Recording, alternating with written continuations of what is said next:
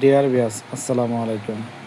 বিয়াস, আজকে আলোচনা করব বিনা খাবারে কিভাবে তারাবাই মাছ চাষ করা যায়।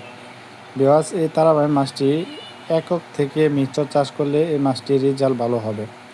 যেমন এই মাছটি অন্য মাছের সাথে মিশ্র চাষ করলে অন্য মাছকে যা খাদ্য খাওয়াবেন এই মাছের যা অস্টেজ খাদ্য থাকবে ওইগুলা খেয়েই তারাবাই দ্রুত বৃদ্ধি পায় এবং বড় হয়।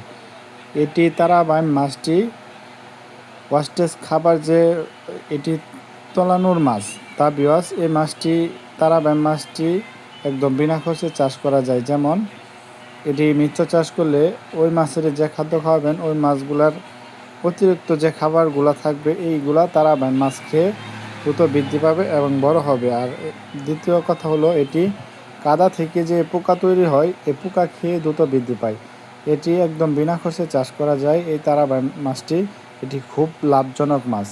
তা বিয়াজ, যারা তারাবাই মাছ চাষ করতে চান প্রতি শতকে আপনারা যদি মিশ্র চাষ করেন তাহলে প্রতি শতকে 1000 পিস দিতে পারবেন। আর একক চাষ করলে 1500 থেকে 1700 পিস মাছ কালচারের জন্য দিতে পারবেন। তা বিয়াজ, যারা এই তারাবাই মাছ চাষ করতে আগ্রহী তারা অবশ্যই এটি খুব ভালো রেজাল্ট আনতে পারবেন যদি আপনারা মিশ্র চাষ করেন।